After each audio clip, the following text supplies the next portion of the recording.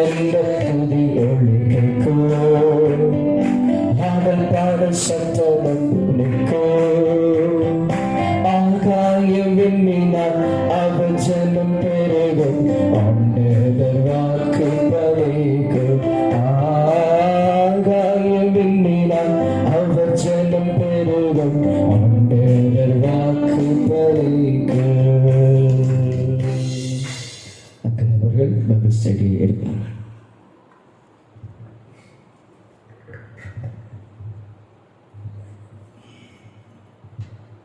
ஹல்லேலூயா. என்ன பாடம் படிச்சுட்டு இருக்கோம்? வெளிப்படுத்தின விசேஷம். இன்னைக்கு 2வது பாகம், 2வது ஸ்டடி எடுக்கிறோம். போன மாதம் முதல் மறுபடி பழைய விளக்கத்திற்குள்ளே நான் போகிறேன். நேர சம்பவத்திற்குள்ளாக போயிடலாம். இப்போ நாம் வெளிப்படுத்தின விசேஷம் எப்போ தொடங்கும்? யாராவது சொல்ல முடியுமா? அந்த சம்பவங்கள், முக்கியமான சம்பவங்கள் எப்போ இருந்து தொடங்குது? அந்திகிறிஸ்து எப்போ வருவார்? போன வாரம் எடுத்தா. எப்போ வருவார்? வரும்போது என்ன நடக்கும்? ரகசிய வருகை முடிஞ்ச உடனே அந்திகிறிஸ்துனுடைய ஆட்சி தொடங்குது. ரகசிய வருகை வர பார்த்துட்டோம். வெளிப்படுத்தின விசேஷம் முதல் 5 அதிகாரங்களை பார்த்தாச்சு. 6வது அதிகாரத்தில் போகிறதுக்கு முன்பதாக 4 அதிகாரத்திலிருந்து ஒரு வானத்தில் ஒரு வாசல் வைக்கப்பட்டிருந்தது என்று பார்த்தோம். ஞாபகம் இருக்கா? இங்கே ஏறி வா, வானத்தில் ஒரு வாசல் வைக்கப்பட்டிருந்தது. யோவான்ட்ட சொன்னாங்க. அது எதற்கு அடையாளம்னா ரகசிய வருகைக்கு அடையாளம். இந்த ரகசிய வருகை நான் பலமுறை இந்த மாதிரி படம் போட்டு காட்டியிருக்கிறேன். கிறிஸ்துவுக்குள் மரித்தவர்கள் முதலாவது எழுந்திருப்பார்கள். அதான் இந்த படத்தில் நீங்கள் பார்த்தீங்கன்னா கிறிஸ்துவுக்குள் மரித்தவர்கள், அதாவது மேலிருந்து வானத்தில் இயேசு வருவார். வரும்பொழுது கிறிஸ்துவுக்குள் மரித்தவர் முதலாவது எழுந்திருப்பார்கள். மேலிருந்து வரும்பொழுது இந்த கிறிஸ்துவுக்குள் மரித்தவனுடைய ஆவியை கொண்டு வருவார். அதே நேரத்தில் கிறிஸ்துவுக்குள் மருத்துவன் எழுந்திருப்பான். அதை பார்த்தோம். வந்து இவர் மேலே போகிறத கீழே நிற்கிறவங்க பார்த்த உடனே பின்பு நாம் உயிரோடு இருக்க நாமும் எடுத்துக்கொள்ளப்படுவோம். போயாச்சு. இதை சொன்னால் எத்தனை பேர் நம்புவாங்க? நம்புற மாதிரி இருக்கா? இல்லை, நம்புற மாதிரி இருக்கா இல்லையா? சொல்லுங்க. நம்புற மாதிரி இருக்கா? ஏதோ சினிமா பார்க்குற மாதிரி இருக்கா? இல்லை, அதாவது சுனாமி இருக்குமா தெரியுமா? நான் முன்னாடியே சொன்னேன், அதனால தான் அதை கொண்டு வந்திருக்கிறேன். சுனாமி இது கடல். சுனாமி வரப்போகுதுன்னு சொல்லியிருந்தா எத்தனை பேர் நம்பியிருப்பாங்க? ஒருத்தர் பார்க்குற வரைக்கும், பார்த்த பிறகு நம்பினாங்களா இல்லையா? இல்லை. இன்னும் பாருங்களேன். இப்போ பாருங்க எவ்வளோ பெருசுக்கு இருக்கு. அல கடற்கரையில் நிற்கிறாங்க. ஓடுறாங்களா நிற்கிறாங்களா? ஏன் நிற்கிறாங்க? வராது. அவங்களுக்கு நினைப்பு என்னன்னா அந்த கரையை விட்டு தாண்டி அல வராது. இன்னைக்கு நாம இப்படிதான் இருக்கோம். அவரு வரமாட்டாரு, அதெல்லாம் செய்யலாம் ஏமாத்த வேலை. அலை எவ்வளோ சரி, இதாவது கொஞ்சம் தூரம். இந்த படத்தை பாருங்க எப்படி இருக்குது, எவ்வளோ உயரத்துக்கு இருக்கு. அவங்க கண்ணு முன்னாலேயே பண உயரத்துக்கு இருக்குது. ஆனாலும் அவங்க என்ன செய்யல, ஓடல. நம்பிக்கை இல்லை. இவங்கெல்லாம் உயிரோடு இருப்பாங்க, எல்லாம் போயிட்டாங்க. இதை பாருங்க எவ்வளவு பெரிய அலை வந்தாச்சு. இன்னும் ஜனங்க என்னதான் செய்துக்கிட்டு இருக்காங்க, இருக்காங்க. அதை விட பெரிய பியூட்டியை பாருங்க. எல்லாரும் சிரிச்சுட்டு ஓடுறாங்களே, ஓடி அலை வந்துட்டு எல்லாரையும் வாரி சுருட்டி கொண்டு போய்விட்டு ஒன்று பாருங்க. இதுல வர கொடை அவ்வளவு பேர் போயிட்டாங்க. இதே மாதிரிதான் ரகசிய வருகை நமக்கு கேட்பதற்கு, அல்லது நமக்கு பரவாயில்ல, திருப்பி திருப்பி ரகசிய வருகை நம்ம கேட்டு கேட்டு கேட்டு உங்களுக்கு பழகிட்டு வெளியே கிட்ட சொன்னா சிரிப்பாங்க, பைத்தியக்காரன் இன்னும் இப்படி பேசிக்கிட்டு இருக்கான். நம்ப மாட்டான், ஒரு வாரம் நம்ப மாட்டான். இந்த சுனாமியே முந்தின நாள் வரை சொல்லியிருந்தா கூட, முந்தின நாள் என்ன அங்கே உள்ளவங்க கூட நம்பல. அதே மாதிரிதான் ஆண்டோடைய வருகையும் இருக்கும். நிறைய பேர் அமெரிக்காவில் சொல்லியிருக்காங்க, அடுத்த மாதம் 14 15 வர்றாரு. இது மாதிரி அந்த அமெரிக்காவில் இருந்தால் அந்த மாதிரி ஸ்டஃப் எல்லாம் வரும். ஆண்டவர் திருவா சொல்லிட்டாரு. ஏன் எப்போ வருவேன்னு ஆண்டவர் சொல்லலை?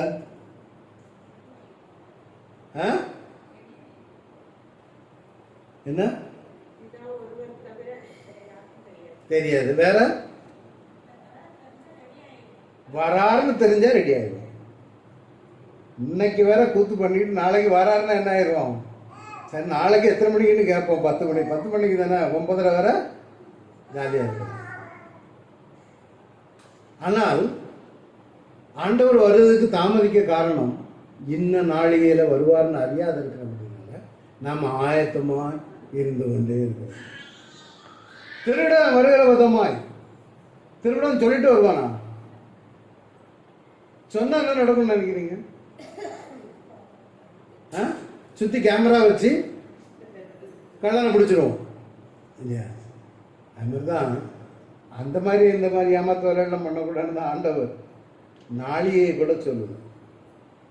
வருவ நேரத்தில் வருவார். இப்போ நம்ம பாவத்தை நிவர்த்தினாலும் வெளிப்படுத்துகிற விஷயத்தை பார்க்குறோம். இதுதான் கிறிஸ்தவனுடைய வருகை. இதில் கிருபையின் காலம் முடிஞ்சு முதல் 5 அதிகாரத்தை பார்த்து விட்டோம். இந்த 2 பகுதி இருக்கு பாருங்க. முதல் 3.5 வருஷம், அப்புறம் ஒரு 3.5 வருஷம் உபத்திரவ காலம், மகா உபத்திரவ காலம். இந்த இடத்துல அந்தி கிறிஸ்து வருகிறார். தெரியாது, பரவாயில்ல. அந்த குதிரையில் இருக்கிறது தான் அந்தி கிறிஸ்து. இவர் ஒரு 7 வருட காலம் யூதர்களோடு உடன்படிக்கை பண்ணுவார்.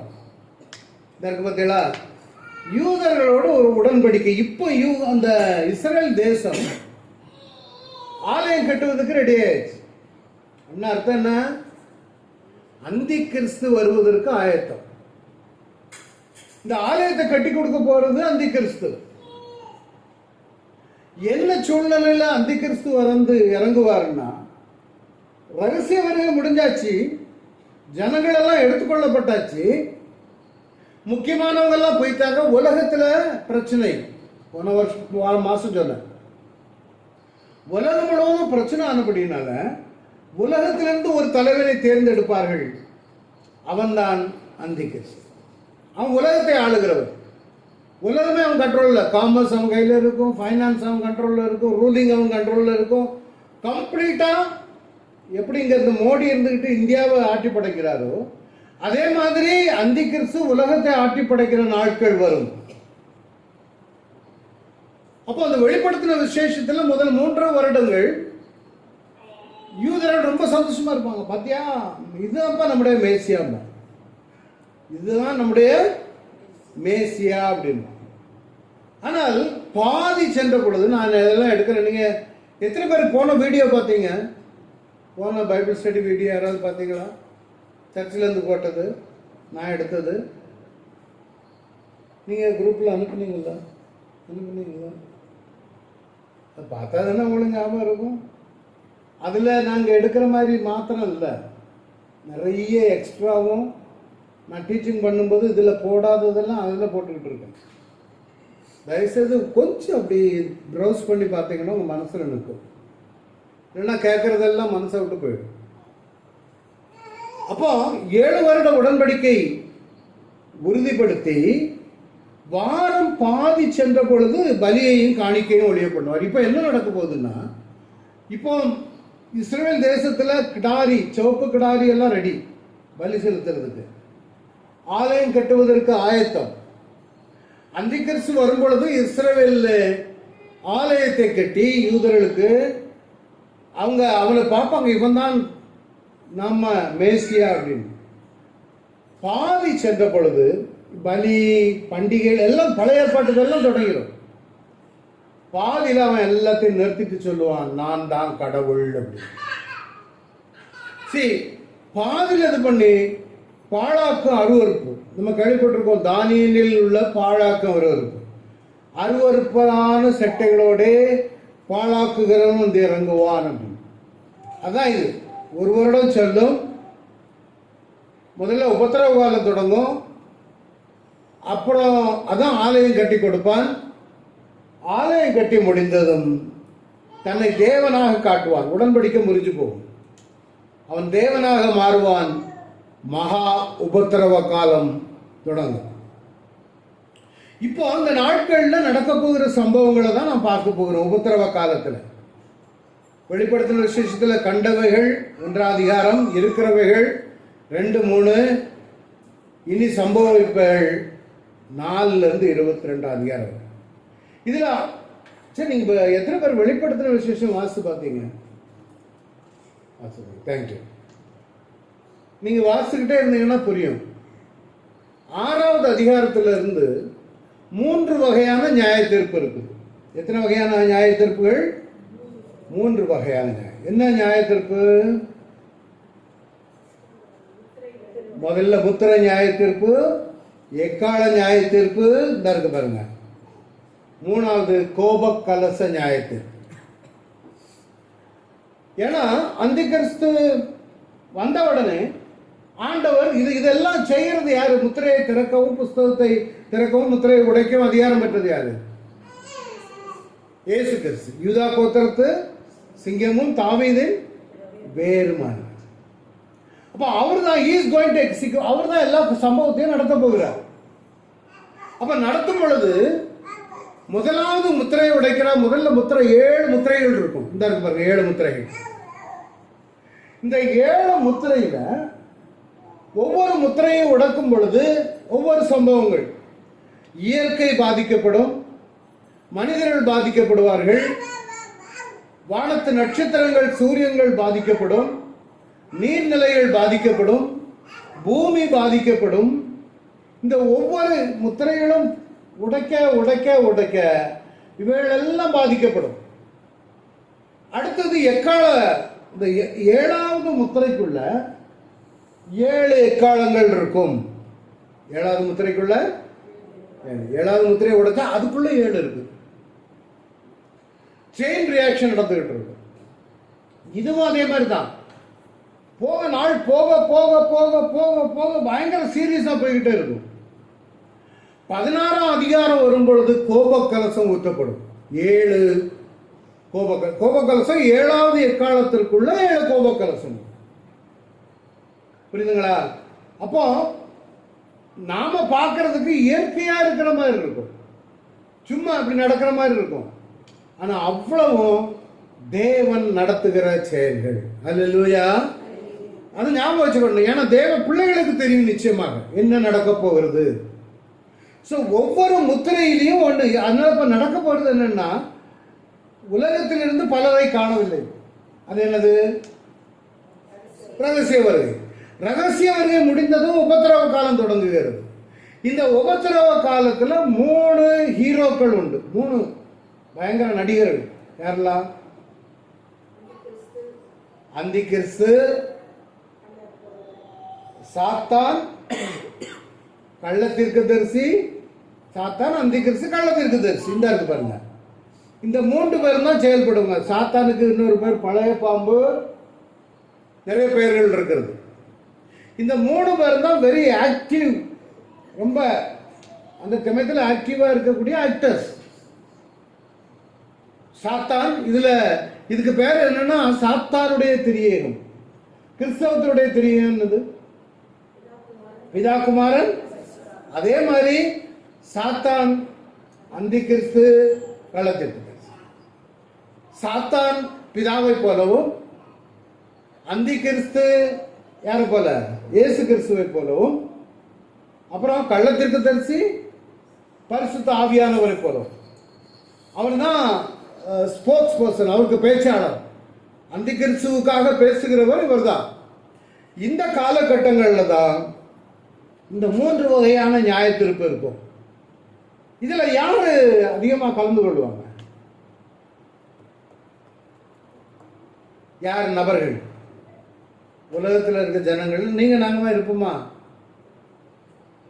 ஒரே ஒரு ஆள் தான் இருக்க மாட்டோங்கிறாங்க. மற்றவங்கெல்லாம் என்ன சொல்றியே? ஆ ஜெயராணி என்ன சொன்னீங்க? இருக்குமா இருக்க மாட்டோமா? இருக்க மாட்டோம். எங்க போயிருவிய? மேல போயிருவோம். அப்படிதானா? தைரியமா சொல்லுங்களேன். இவன் சந்தேகம் தான் ஒருவேளை இருப்போமோ இல்லையோ அப்படின்னு இல்லையா? போயிடும். அப்போ யாரெல்லாம் ஆண்டவரை ஏற்றுக்கொள்ளவில்லையோ அவங்க இதில் மாட்டினாங்கன்னா அவங்க பாட அதோ கதி தான். ஆனால் அதுலேயும் நிறைய பேர் முத்திரையை அவன் முத்திரையெல்லாம் போட்டுருவான். இப்போ வந்துட்டு தெரியுமா? இப்போ நீங்கள் எவ்வளோ பேர் இப்போ உலகத்தில் உள்ள அஞ்சிருக்கைகளோ தெரில, இந்த ஆர்டிஃபிஷியல் இன்டெலிஜென்ஸ்னு ஒன்று வந்துச்சு. அது என்னெல்லாம் செய்யுது தெரியுமா? இப்போ எடின் பிரதர் இருக்காருன்னு வைங்களேன். நான் நினச்சா நாளைக்கு இந்த சர்ச்சில் எட்வின் பிரதர் நின்று மெசேஜ் பண்ணுற மாதிரி நான் ஒரு வீடியோ போடுறேன். அந்த அளவுக்கு டெக்னாலஜி வந்தாச்சு. 2-3 அவருக்கு ஃபோட்டோவும் கொடுக்கணும், அவருக்கு சவுண்டு எப்படி இருக்குங்கிறத கொஞ்சம் ரெக்கார்ட் பண்ணி நான் மொபைலில் ரெக்கார்ட் பண்ணி அந்த ஆர்டிஃபிஷியல் இன்டெலிஜென்ஸில் நான் 2-3 தட்டு தான் கொடுத்துட்டேன்னு வைங்க. அது என்ன ஆகும்னா, இந்த கம்ப்யூட்டர் என்ன பண்ணும், அவரே ஆளை கொண்டு வந்து அவரே நின்று பைபிள் ஸ்டடி எடுக்க மாதிரி மாற்றி விட்டோம். இப்போ வெளிநாடுகளில் சில நாடுகளில் குழந்தை எடுமா விழுந்துட்டுனா என்ன ஆகுது பாரு.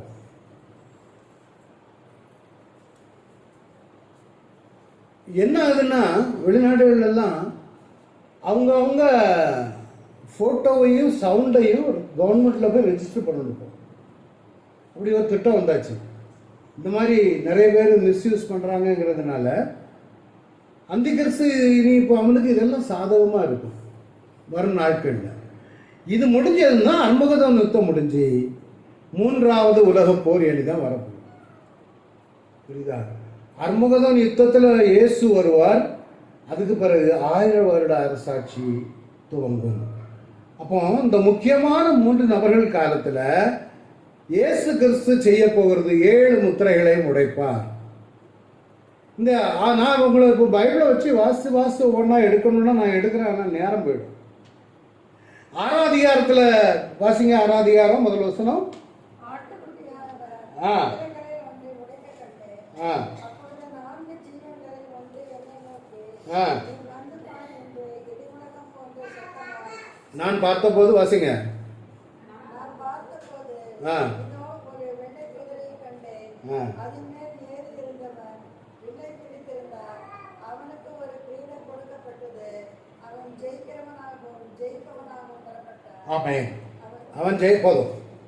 அவன் ஜெயிக்கிறவனாகவும் ஜெயிப்பவனாகவும் பெறப்பட்டான். வெள்ளை குதிரையில ஒருத்தன் வர்றான்.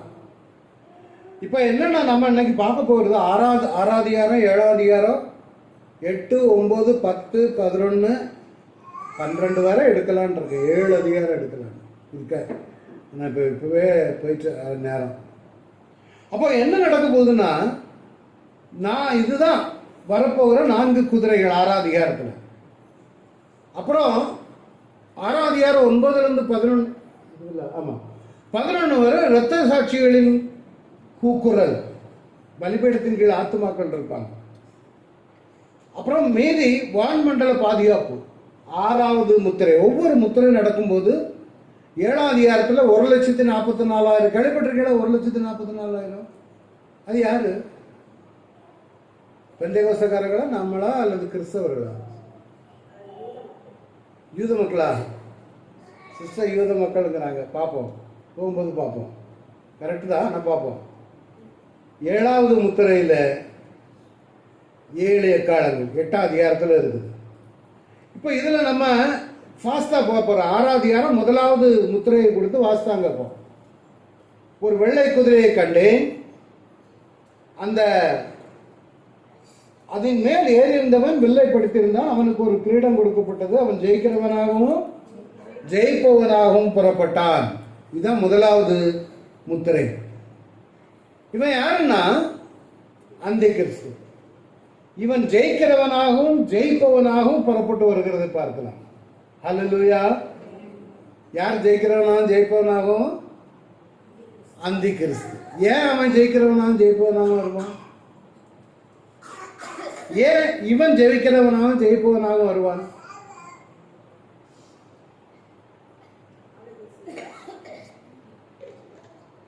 உலகத்துல பயங்கர எதிர்ப்பு இருக்கும்.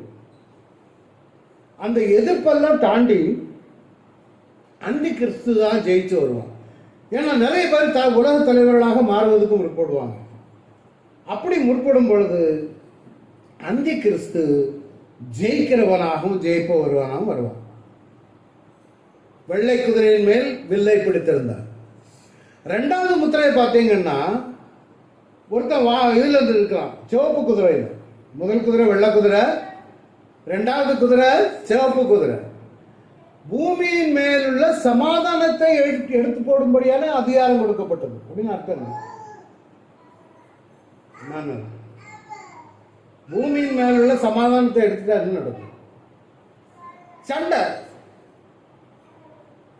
அப்படின்னா என்ன நடக்கும்? பூமியில சமாதானம் இருக்காது, பயங்கர யுத்தம். சரி, யுத்தம் நடந்தா என்ன நடக்கும்? யுத்தம் நடந்துட்டு உலகம் முழுவதும் யுத்தம், என்ன நடக்கும்? என்னப்பா? மரணம் இருக்கும். சரியா? பஞ்சம் வந்துருமா? Very good. ஏன்? சாப்பாட்டுக்கு வழி இல்லை. 2 3 அழுகை. வேற ஊர்ல எல்லாம் பணம் கிடக்கும்ல. பஞ்சம் வந்தா நிறைய பேர் அங்கங்கே பணம் செத்து தானே கிடக்கும். எடுத்து புதைக்கிறதுக்கு ஆள் இருக்காது. அப்ப என்ன வரும்? நோய்கள் வரும். வேற காட்டில் உள்ள மிருகங்கள்லாம் வருமா வராதா? பணம் தின்ன வருமா வராதா? இந்த மருத மலையில் உள்ள மிருகம்லாம் கீழே. இந்த காட்டு பண்ணி வந்தாலே எங்க ஒய்ஃப் ஓடிடுவாங்க. யாரோ பக்கத்தில் சொல்லிட்டாங்க காட்டு பண்ணி வந்தா அடிச்சிடும், நிற்காது. ஆனா அந்த நாட்கள்ல ஆண்டவர் நியாய தீர்ப்பு செய்யும் பொழுது பஞ்சம், பட்டயம், கொள்ளை நோய், துஷ்டம் இருக்கும். அதாவது தலை விரித்து ஆடும். நம்ம நினைச்சுக்கிட்டு இருக்கோம், நாம அந்த மாதிரி பக்கங்கள்ல போகல. யுத்தம் நடக்கிற இடங்கள்ல போய் பாருங்க. காசாவை எடுத்துக்காங்க. ஹமாஸ் தீயவன் தான். ஆனா அந்த ஜனங்களுக்கு சாப்பாடு கிடையாது, தண்ணி கிடையாது, சோறு கிடையாது. யுத்தம் நடக்கிற இடங்கள்ல போய் பாருங்க, பணம் புதைக்கிறதுக்கு ஆளு கிடையாது. அந்தி கிறிஸ்துடைய ஆட்சியில் அதுதான் நடக்க போகுது. நம்முடைய ஆட்சி தமிழ்நாட்டில் ஒரு நல்ல ஆட்சியா இருக்கிறதுனால நம்ம ஒரு சுபிட்சமா இருக்கோம் ஓரளவுக்கு. ஆனால் நல்ல ஆட்சி இல்லாத இடங்களை போய் பாருங்க, மோசமா இருக்கும். அதே மாதிரி முதலாவது அவன் ஆட்சிக்கு வந்துடுவான். ஆனால் அதுக்கு பிற்பாடு வருகிறவன் இந்த வெள்ளை குதிரையில, இந்த சிவப்பு குதிரையில வரும் பொழுது அவனுக்கு பூமியில் உள்ள ஒவ்வொருவரையும் கொலை செய்யத்தக்கதாக சமாதானத்தை பூமியிலிருந்து எடுத்து போடும்படியான அதிகாரம் இந்த இதில் கொடுக்கப்பட்டது. அப்படின்னா யுத்தங்கள், கொள்ளை நோய்கள். யோசிச்சு பாருங்க, தண்ணி குடிக்க முடியாது, பணம் செத்து கிடக்குது, பணத்தை கொண்டு எல்லா இடமும் வைக்கிறாங்க, தண்ணி எப்படி இருக்கும்? இமேஜின். நீங்கள் அதெல்லாம் நம்ம நினச்சி பார்க்கறது இல்லை. நம்ம என்னவோ நம்ம பைப்பு கார்பரேஷன் தண்ணி வருது, பைப்பு போட்டு எடுத்துடுறோம், தண்ணியை குடிக்க வைக்கும். ஆனால் அந்த நாட்கள் மிகவும் கொடூரமான நாட்கள். அது முடிஞ்சதும் நீங்கள் என்ன சொன்னீங்க? யுத்தம் முடிஞ்சதும் என்ன நடக்கும்? பஞ்சம். அதான் இது கருப்பு குதிரை. கருப்பு குதிரையில் ஏறி இருந்தவன் ஒரு தராசை தன் கையிலே பிடித்திருக்கிறார். ஒரு பணத்துக்கு 1 படி கோதுமை என்றும் 3 படி வார்கோதுமை என்றும் எண்ணெயையும் திராட்சை ரசத்தையும் சேதப்படுத்தாதே என்றும் 4 ஜீவன்களின் மத்தியிலிருந்து உண்டான சத்தத்தை கேட்டேன். இதுதான் கருப்பு குதிரை. அப்படின்னா என்ன? அந்த பஞ்சம் என்ன தெரியுமா? இப்போ ஒரு மாசம் சம்பளம் இருக்குன்னு வைங்க. நான் வேலைக்கு போறேன், எனக்கு 1 மாசம் சம்பளம் வந்து எனக்கு மாத்திரம் தான் பார்த்தேன். எங்கள் வீட்டில் 4 பிள்ளைகள், மனைவி, தாய் தகப்பன்னு வைங்க. அப்போ எத்தனை பேர் இருக்கோம்? எல்லாம் பிள்ளைகள். ஆனால் பத்தாது. பஞ்சம் அளவாக தான் கிடைக்கும் சாப்பாடு. இன்னைக்கே இப்போவுமே யுத்தம் உள்ள நடக்கிற இடங்கள்ல பார்த்தீங்கன்னா தண்ணியை குடிச்சிட்டு ஒருவேளை பிரெட்டு ஒரு துண்டு பிரெட்டில் யூதர்கள்லாம் அந்த கான்சன்ட்ரேஷன் கேம்ப்னு சொல்லுவாங்க ஜெர்மனியில். ஹிட்லர் அவங்கள கொடுமைப்படுத்தினான். ஒரு நாளைக்கு ஒரே ஒரு துண்டு சுகர் கொடுப்பாங்க. அதான் ஒரு ஆளுக்கு ஒரு நாளைக்கு கொடுக்குது. இந்த ஒரு துண்டு சுகரையுமே அந்த கான்சன்ட்ரேஷன் கேம்பில் உள்ளவங்க அல்லேலியான்னு பாட்டு பாடிக்கிட்டே இருப்பாங்க, தேவனை மகிமைப்படுத்தி. இது நடந்தது ரஷ்யா எல்லா இடங்கள்லையுமே. அப்போ யூதர்கள் இதில் ஒரு யூதனாகிய ரிச்சர்ட் உம்ரன் ஒரு ஆள், அவர் தான் சொல்லுவார், அல்லேலூயா அல்லேலூயா இப்படி நாங்கள் பாடுவோம். பாடினதும் இந்த சுகரை பார்த்துக்கிட்டே இருப்பாராம். பார்த்துட்டு அல்லேலூயா அல்லேலூயா. அப்புறம் யோசிப்பாராம், இது எனக்கு இல்லை, இது பக்கத்தில் உள்ள ஒரு பாவம். அந்த ஆள் வாங்கிட்டு அல்லேலூயா அப்படி இப்படி ஒரு சுகர் வந்து சுற்றி சுற்றி வருமா. கடைசி யாருக்கு தேவையோ அவருக்கு கொடுப்பாங்க. அந்த அளவுக்கெல்லாம் கஷ்டப்பட்டிருக்கிறாங்க ஊழியக்காரர்கள். அதே மாதிரி இந்த நாட்களில் பஞ்சம் தலைவிரித்தார். இப்போ பார்த்தோம், அந்த கிறிஸ்து வந்தாச்சு. இதெல்லாம் நீங்கள் வசனத்தை போய் படிங்க தயவுசு. நான் அப்படி பார்க்காமலே கதையாக சொல்லிட்டு இருக்கேன். பூமியில சமாதானம் எடுத்தாச்சு, யுத்தங்கள் வந்தாச்சு, பஞ்சங்கள் வந்தாச்சு. அடுத்தது பஞ்சம் வந்தா என்ன செய்வாங்க ஜனங்கள்லாம்? மடிந்து போவார். அப்படிதானே? மரணம் வரும். சரி, மரணம் வருது, மறிச்சவங்கெல்லாம் எங்க போவாங்க? பாதாளமா பரலோகமா? சிஸ்டர் பாதாளம்ங்கிறாங்க. பரலோகம் போறதுக்கு வாய்ப்பு இருக்கா? அந்த நாட்களில் கிறிஸ்துவை ஏற்றுக்கொண்டவர்கள் மறிச்சாங்கன்னா எங்கே போவாங்க? பரலோகம் தான். ஆனால் மீதி எல்லாரும் எங்கே தான் போவாங்க? இப்போ மரணம் வரும்பொழுது பாதாளமும் கூடே வரும். எதுக்கு?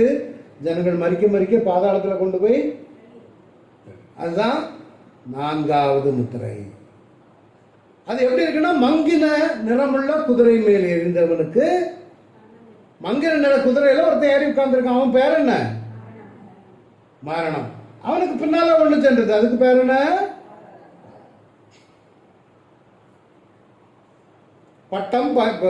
பட்டயம், பஞ்சம், சாவு, துஷ்ட மிருகம் இவைகளினால் பூமியில் கால் பங்கு போயிட்டே இருக்கும். அவன் தான் இவன். மரணமும் பாதாளம். சாக பாதாளம் ஜாலியா வாயை திறந்து ஒழுகிக்கிட்டே இருக்கும். அப்போ அந்த அந்தி கிறிஸ்தனுடைய நாட்கள்ல ஏன் இவ்வளவு செயல்பாடு அதிகமா இருக்குது? முக்கியமான ஆக்டர்ஸ் யாரு? சாத்தான், அந்தி கிறிஸ்து, கள்ளத்திற்கு தெரிஞ்சு. தம்பிமார்களே, உங்களுக்கு புரியுதா? புரியுதா? யாரெல்லாம் 3 ஆக்டர்ஸ் யாரு? அஜித் குமார் சொல்லுங்க, 3 ஆக்டர்ஸ் யாரு? தம்பி சொல்லு, சுதந்திர மகன். 3 ஆக்டர்ஸ் யாரு? அந்தி கிறிஸ்து, சாத்தான், அந்தி கிறிஸ்து, கள்ளத்திற்கு. புரியுதா? நீங்க எனக்கு சந்தோஷம் நீங்க வந்திருக்குது. இந்த வயசுலேயே படிச்சுட்டீங்கன்னா இன்னும் பெரிய ஆளுகளாக வருவாங்க கருத்துக்கு. ஏன்னா வேற எதையும் வாசிக்கணும்னு, இதை வாசிக்கிறவன் பாக்கியவான். ஹல்லேலூயா. we are the blessed, ஆசீர்வதிக்கப்பட்ட பிள்ளைகள். நிறைய பேருக்கு இதோட ஆசீர்வாதம் தெரியாது. உபத்திரம் உண்டு. இந்த வெளிப்படுத்தின விசேஷம் எடுத்தாலே மண்ட பெண்ணிடும். சரி, அடுத்தது 4 முத்திரை முடிஞ்சு. 5வது முத்திரை வந்து என்னன்னா, ஒரு கூட்டம் ஜனங்கள் பலிபீடத்தின் கீழ் ஆத்துமாக்கள். இதெல்லாம் ஏன் படமா கொண்டு வந்திருக்கேன்னா, பைபிள்ல உள்ளது அப்படியே நமக்கு புரியும்படியாக படமா வச்சிருக்கிறேன். பலிபீடத்தின் கீழ் ஆத்துமாக்கள் கேட்குறாங்க, எது வரைக்கும் நியாய தீர்ப்பு செய்யாமலும் பழி வாங்காமலும் இருப்பீர் என்று மகா சத்தமாய் கூப்பிட்டார்கள். எதுல? 5ஆம் முத்திரை. நீங்க 6ஆம் வசனம் 6ஆம் அதிகாரம் 9லிருந்து 11 வரை வாசிங்க. வாசிங்க. ஆ ஆ ஆ அப்ப என்ன இதுக்கு அர்த்தம் என்ன? நிறைய பேர் ரத்த சாட்சிகளா மறிப்பாங்க. தேவ ரெவலேஷன் வெளிப்படுத்தின விசேஷம் 12ஆம் அதிகாரம் 10ஆம் 11ஆம் வசனங்களில் பார்த்தோம்னா, தங்கள் சாட்சி ஆட்டுக்குட்டியான ரத்தத்தினாலும் தங்கள் சாட்சியின் வசனத்தினாலும் அவனை ஜெயித்தார். அந்த ஆத்மா தான் கேட்குது, ஆண்டவரே எங்களை கொல்லிட்டாங்களே. நல்ல கவனிங்க. அவங்க சொல்றாங்க, எங்களை கொன்னுட்டாங்களே, நாங்க ரத்த சாட்சியா மறிச்சிட்டோமே, உமக்காண்டி எவ்வளவு இதா இருந்தோம், நாங்க எவ்வளவு உண்மையா இருந்தோம் ஆண்டவரே. அப்படியானால் இங்கிருந்து மறித்தவன் அங்க போனா பேச முடியுமா முடியாதா? முடியாதா? முடியும். நியாயத்துக்கு எது வரைக்கும் நியாய தீர்ப்பு செய்யணும்? பழி வாங்காமல் இருப்பீர். ஆண்டவர் அவன் அநியாயமா எங்களை கொண்டுட்டானே. ஆண்டவர் என்ன செய்கிறாரு? அவர்களுக்கு வெள்ளை அங்கிகள் கொடுக்கப்பட்டது. வாசிங்க. வெள்ளை அங்கிகளை எது கொடுக்குறாங்க? நீங்க ஜெயம் பெற்ற பிள்ளைகள். அவர்கள் தங்களை போல கொலை செய்யப்பட போகிறவர்களாகிய தங்கள் உடன் பணிவிடைக்காரரும் தங்கள் சகோதரருமானவர்களின் தொகை நிறைவேறுமாகும் அளவு இன்னும் கொஞ்ச காலம் இளைப்பாற வேண்டும் என்று அவர்களுக்கு சொல்லப்பட்டது. அப்ப என்ன அர்த்தம்? கொஞ்ச நாள் போட்டு உங்களை பழி வாங்கினாங்க, கொன்னாங்கல்ல, அவங்களுடைய தொகை கொஞ்சம் நிறைய வரட்டு, அவங்கள அழிப்பேன், நான் நியாயம் தீர்ப்பேன். இது 5வது முத்திரை. 6வது முத்திரை 12ஆம் வசனம். அவர் 6ஆம் முத்திரையை உடைக்க கண்டேன், இதோ பூமி மிகவும் அதிர்ந்தது, சூரியன் கருப்பு கம்பளியை போல கருத்தது, சந்திரன் ரத்தம் போலாயிற்று. இப்ப பாருங்க, இப்ப எதெல்லாம் பாதிக்கப்பட்டிருக்கு சொல்லுங்க. பூமி எல்லாம், அண்டம் அகிலம் எல்லாம் எல்லாம். அப்புறம் வாசிங்க. அத்திமரமானது பெரும் காற்றினால் அசைக்கப்படும் போது அதில் காய்கள் உதிர்கிறது போல வானத்தின் நட்சத்திரங்களும் பூமியிலே விழுந்தது. அதுதான் இப்ப பாத்தீங்கன்னா அந்த மாதிரி பாருங்க, எல்லாம் பாதிக்கு மேல 3ல் ஒரு பங்கு விழுந்துடும். சூரியன் கருப்பு கம்பளியை போல கருத்து போயிடும். அப்படின்னு என்ன? சூரிய வெளிச்சம் இருக்காது, சந்திரன் ரத்தம் போல ஆகிவிடும், எல்லாம் பாதிக்கப்படுகிறது. இதுதான் 6வது முத்திரையை உடைக்கும் பொழுது நடக்கிற சம்பவம். இப்போ இயற்கை எல்லாம் பாதிக்குது. இருள் வந்தாச்சு, சந்திரன் ரெட் ஆயிடுச்சு. அடுத்தல இந்த நாட்களில் நடக்க போகிற இன்னொரு சம்பவம் எல்லாம் போயிடுச்சு. அடுத்தால என்ன நடக்கணும்? ஜனங்கள், பூமியில் உள்ள ஜனங்கள் யாரெல்லாம் இருக்காங்கன்னா, 15வது வசனம் வாசிங்க. நல்லா கவனிங்க. பூமியின் ராஜாக்கள் எத்தனை பேர்னு கவனிங்க. ராஜாக்கள் 1, கவுண்ட் பண்ணிக்காங்க.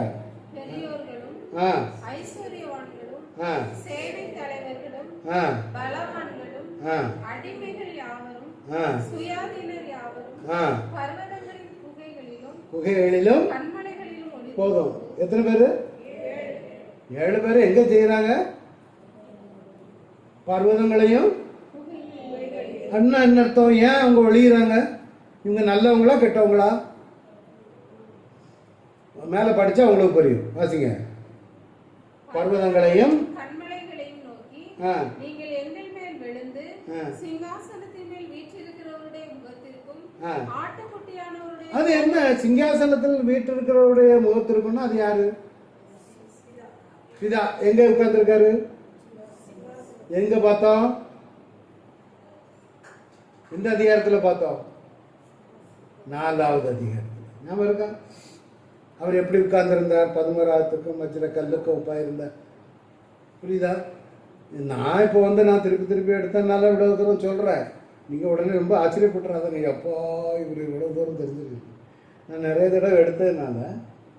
ஆனால் நீங்களும் என் கூட சேர்ந்து பயணம் பண்ணாதான் இந்த புஸ்தகங்கள் நாளைக்கு நீங்கள் மற்றவர்களுக்கு சொல்லிக் கொடுக்க முடியுமா? புஸ்தகம் வீட்டில் போய் உங்கள் அப்பா தம்பிக்கெல்லாம் நீ தான் கிளாஸ் எடுக்க போகிற. பிள்ளைகள் அதான் வரணும். ஆமாம், நடக்கும்.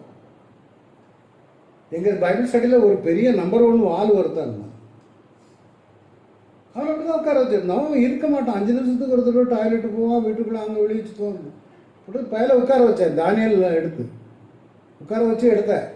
இந்த மாதிரி பைபிள் ஸ்டடியில் நிறைய பேர் வருவாங்க. தானியல் முடித்ததும் ஒரு வாரத்துக்கு முன்னாலே சொல்லிட்டேன், லே நீ அடுத்த வாரம் தானியல் புக்கு எடுக்க போகிறேன்ட்டேன். சரிங்க அங்கிள் அப்படின்னா, அடுத்த வாரம் எடுறான்னு எல்லாரும் அசந்துட்டாங்க. என்னடா இவ்வளவு தெளிவாக சொல்கிறாங்க. அது மாதிரி அடுத்த மாதம் விஸ்வா யார் எடுக்க போகிறா பார்க்குறா. நம்ம பிள்ளைகளை அந்த பிள்ளைகளை ஆண்டவர் நிச்சயமாக ஆசீர்வதிப்பார். ஹல்லேலூயா. இப்போ வானம் சுருட்டப்பட்ட புஸ்தகம் போல இவங்க எல்லாரும் என்ன தெரியுமா? பெரிய பெரிய ஆளுங்கள். 7 பேரும் பூமியின் ராஜாக்கள், பெரியவர்கள், ஐஸ்வர்யவான், ஜனத்திலவன், பலவான், அடிமேல், சுவாதீனம். ஏன் பிதாவுடைய முகத்திற்கும் ஆட்டுக்குட்டியானவருக்கும் பயந்து எங்க போய் மறைக்கிறான்? ஞாபகம் இருக்கா? யார் ஒளிஞ்சா? முதல்ல ஒளிஞ்ச ஆள் யார் பைபிள்ல? வேற ஆதாமே. பிதா வந்த பொழுது அவங்க ஒளிஞ்சிட்டாங்க. நான் நிர்மலமா இருக்கணும் ஒளிஞ்சிட்டாங்க. அன்னைக்கு ஒளிய ஆரம்பிச்சது. ஆண்டவருடைய நியாயத்திற்கு வரும் பொழுது ஆண்டவரை ஏற்றுக்கொள்ளாதவன் இந்த உபத்திரவ நாட்களில் தேவனை தூஷிப்பான்.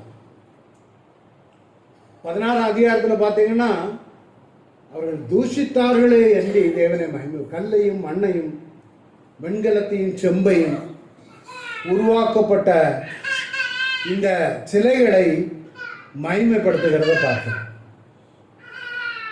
அப்போ அன்னைக்கு ஒளிய ஆரம்பிச்சாங்க. அன்னையிலிருந்து இன்னைக்கு வர தேவ நியாயத்திற்கு வரும் பொழுது ஜனங்கள் ஓடி ஒளிந்து கொண்டிருப்பதை பார்க்கலாம். ஹல்லேலூயா. சரி, 7வது அதிகாரத்துக்கு வாங்க.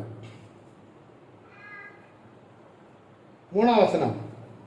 நான் நமது தேவனுடைய ஊழியக்காரரின் நெற்றிகளில் முத்திரை போட்டு தீருமளவும் பூமியையும் சமுத்திரத்தையும் மரங்களையும் சேதப்படுத்தாதிருங்கள் என்று மகா சத்தம் விட்டு கூப்பிட்டான். என்ன நடக்குது தெரியுமா? 7ஆம் அதிகாரத்தில் முத்திரை போடுகிறாங்க. நான் ஏற்கனவே சொன்னேன், பஞ்சம், பட்டயம், என்னெல்லாம் நடந்திருக்கு? பஞ்சம் வந்துச்சு, பட்டயம், கொள்ளை நோய். இந்த 4 ஞாபகம் வச்சுக்காங்க. இப்போ பஞ்சம், பட்டயம், கொள்ளை நோய்.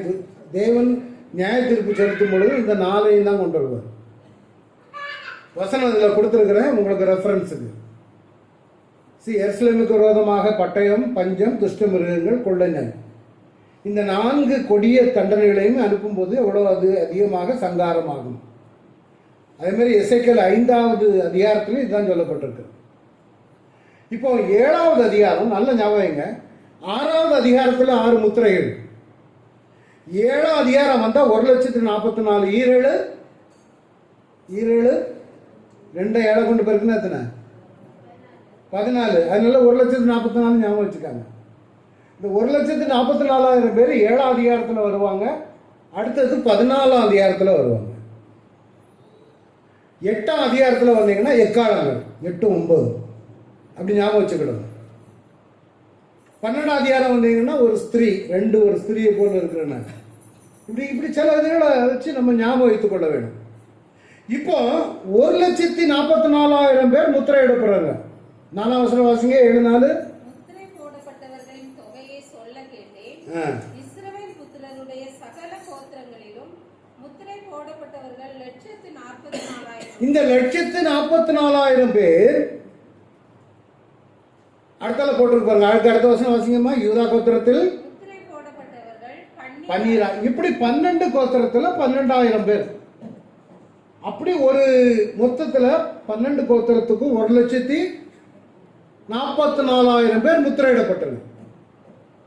ஆனா இன்னைக்கு உலகத்துல இந்த 1,44,000 பேருக்கும் பயங்கர போட்டி நடக்குது. நாங்க தான் 1,44,000 பேர். யார் சொல்றா? சொல்லுங்க. கேட்கல.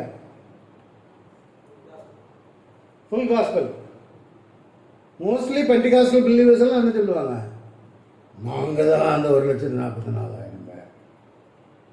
நாங்கள் ஸ்திரீகளால் கடைபடாதவர்கள்.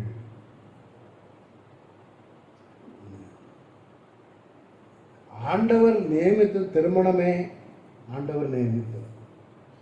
அதுக்கு இதுக்கு சம்பந்தமே கிடையாது.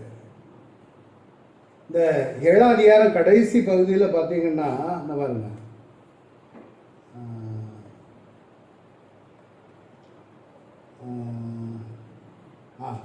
14 வசனம்.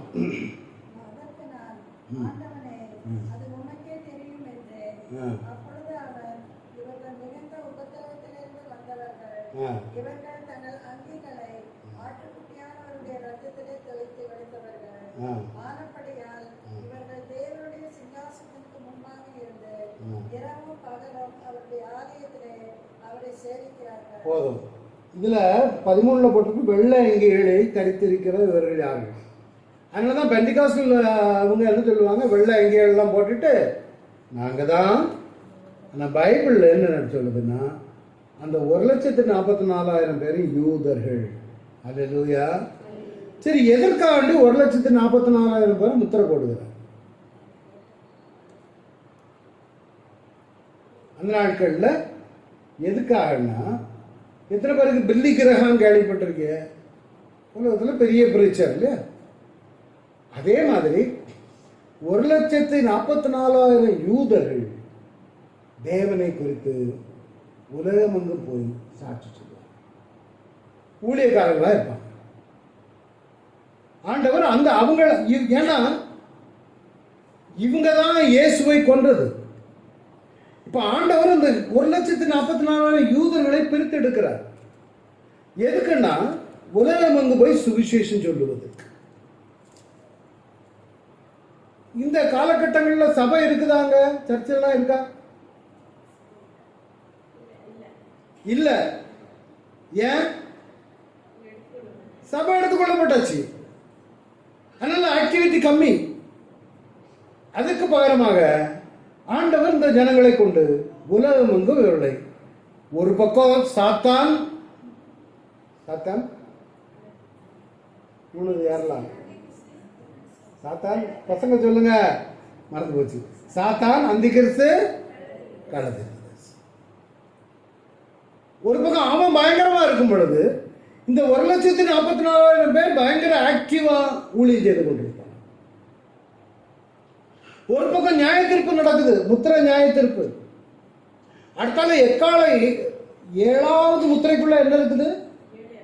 7 எக்காலங்கள். 7வது எக்காலத்திற்குள்ள என்ன இருக்குது? 7 கோப கலசங்கள். இதெல்லாம் வர வர வர வர வர மோசமாகி போய்கொண்டிருக்கிறது ஒரு பக்கம். இன்னொரு பக்கம் தேவனுடைய சுவிசேஷம் உலகமெங்கும் சொல்லப்படுகிறது. அங்கேயும் வெள்ள அங்கேயில தெரிந்திருக்கிறாங்க.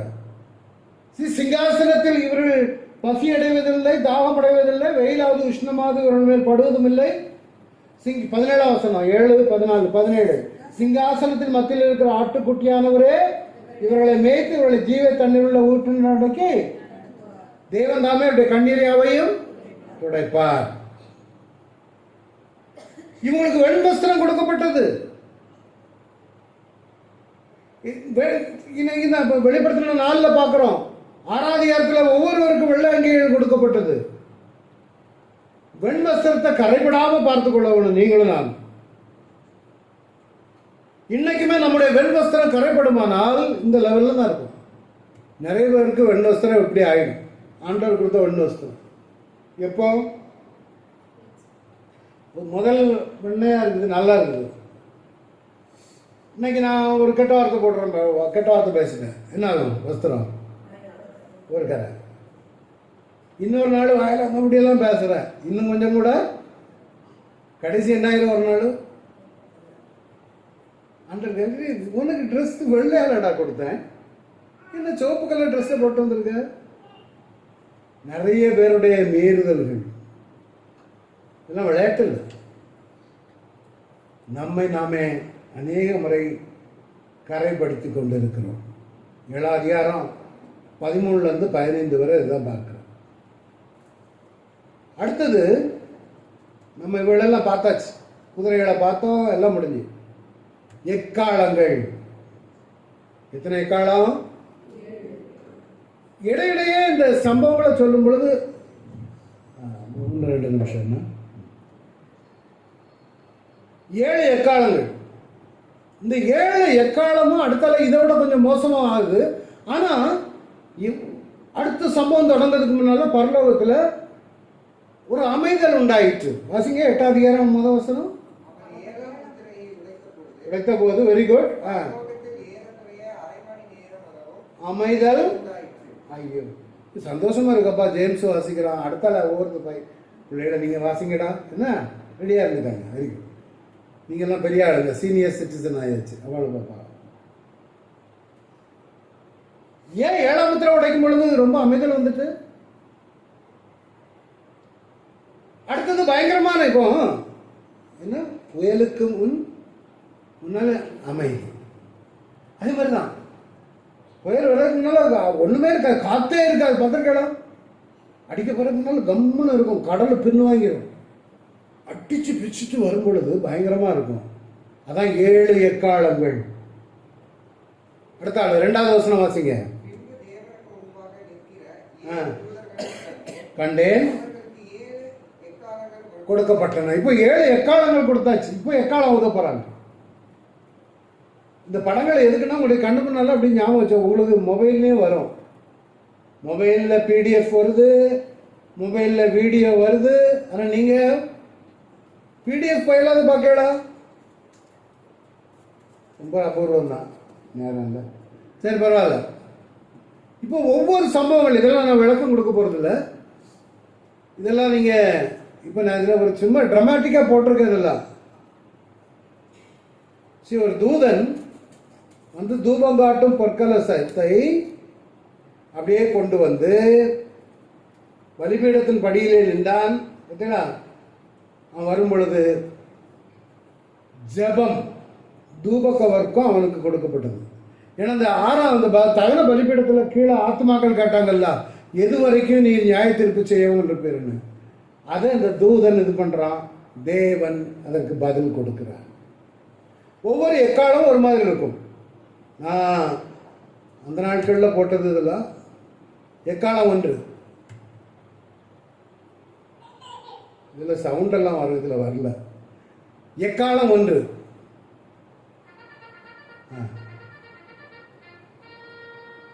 முதலாம் தூதன் எக்காலம் ஊதினான். 8:7. அப்பொழுது ரத்தம் கலந்த கல்மழையும் அக்கினியும் உண்டாகி பூமியிலே, அப்பொழுது அதனால் மரங்களின் 100 பங்கு வெந்து போயிற்று, பசும்புல் எல்லாம். அப்புறம் 2ஆம் தூதன் எக்காலம் ஊதினான். அது கடல்ல 1/3 பங்கு இரத்தமாயிற்று. சமுத்திரத்தில் உள்ள சத்தம் கேக்குதா? ஆமா, பெரிய மலையை போல சமுத்திரத்தில் ஒன்று விடுது, கடல்கள் எல்லாம் பாதிக்கப்படுது. இப்போ ஒவ்வொரு எக்காலம் வந்துகிட்டு இருக்கு. இன்னைக்கு டைம் ஆயாச்சு. அடுத்த வாரம் எக்காலத்தை டீட்டெயிலாக எடுத்தேன். இப்போ இதுவரை 8ஆம் அதிகாரம் வரை பார்த்துட்டோம். நம்ம 13 வரை சொல்லிட்டேன். இன்னும் 1 வாரம் அல்லது 2 வாரம் எடுப்பேன். கருத்துக்கு சுத்தமான அடுத்த வாரமே முடிக்க பார்க்குறேன். இல்லை ஃபுல் டீட்டெயிலாக அது ஃபுல்லாக எடுக்க முடியாது. இந்த 8ஆம் அதிகாரமும் 9ஆம் அதிகாரமும் நல்லா கேட்டுக்காங்க. 8ஆம் அதிகாரமும் 9ஆம் அதிகாரமும் எக்காலங்கள் சீரியஸாக போய்கிட்டே இருக்கும். 10ஆம் அதிகாரத்தில் வானத்திலிருந்து ஒரு தூதன் இறங்கி வருவதை பார்க்கலாம்.